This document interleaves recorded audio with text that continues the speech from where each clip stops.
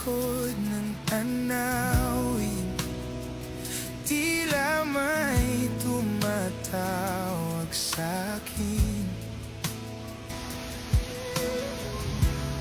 Di ko na namalayan,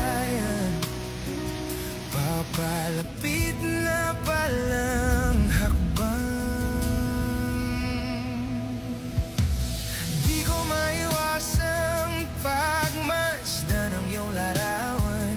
Kahit di mo mamalayan, ikaw lang ang gustong tingnan.